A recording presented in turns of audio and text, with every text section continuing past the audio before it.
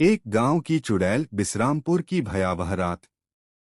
Hello दोस्तों, नमस्कार। मेरा नाम है हबी और आप सुन रहे हैं डरावनी कहानी। दोस्तों, आप सभी से विनम्र विनती है कि आप मेरे YouTube चैनल को सब्सक्राइब करें। धन्यवाद। चलिए कहानी की ओर बढ़ते हैं।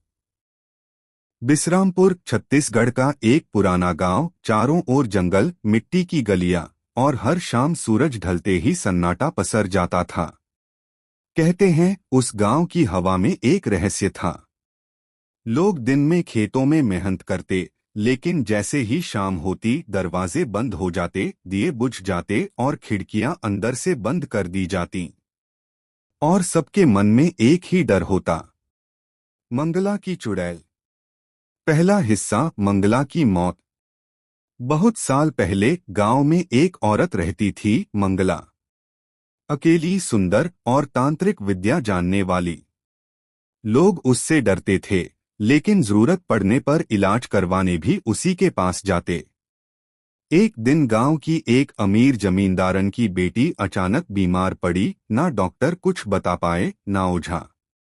आखिर में मंगला को बुलाया गया।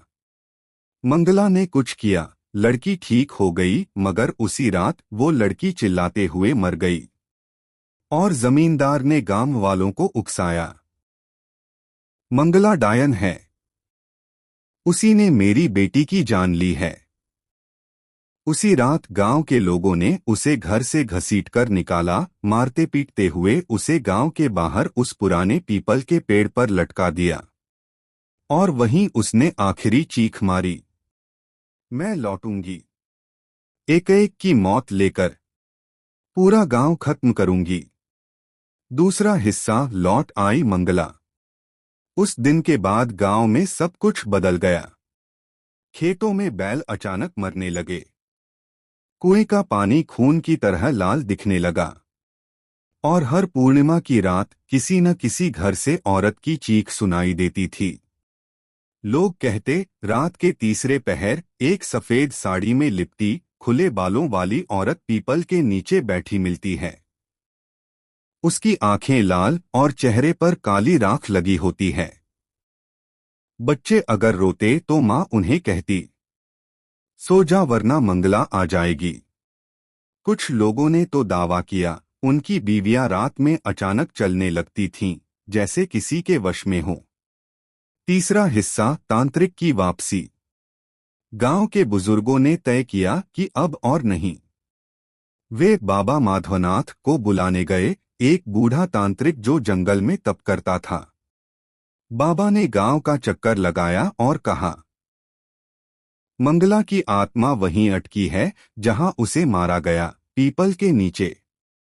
उसे मुक्ति नहीं मिली, पर अब वो बदले की आग में पूरे गांव को नष्ट कर देगी अगर आज रात मैंने उसे नहीं रोका। गांव वालों ने डरते हुए बाबा की बात मानी। चौथा हिस्सा, अंतिम रात। उस रात अमावस थी। आसमान काला, हवा तेज और पूरा गांव बाबा के इर्द गिर्द मंदिर में बैठा था। बाबा अकेले पीपल के पास गए।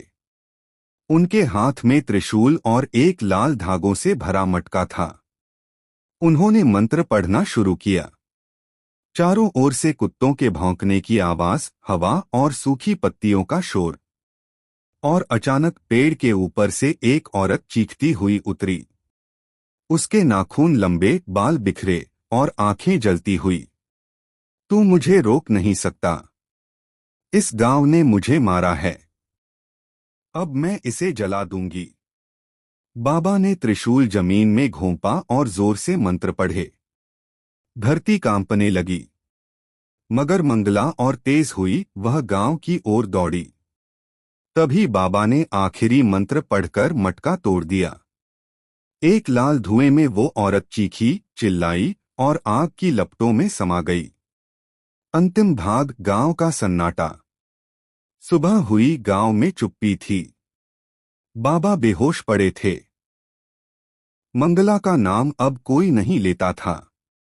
पीपल का पेड़ अब भी वहीं है, लेकिन अब लोग उसे देखकर सिर झुकाकर निकलते हैं। और हर साल अमावस की रात गांव के मंदिर में एक दिया जलाया जाता है। ताकि मंगला की आत्मा फिर कभी लौट कर ना आए। कहते हैं, अगर बिसरामपुर जाओ तो पीपल के पास मत जाना। हो सकता है मंगला अब भी तुम्हारा इंतजार कर रही हो।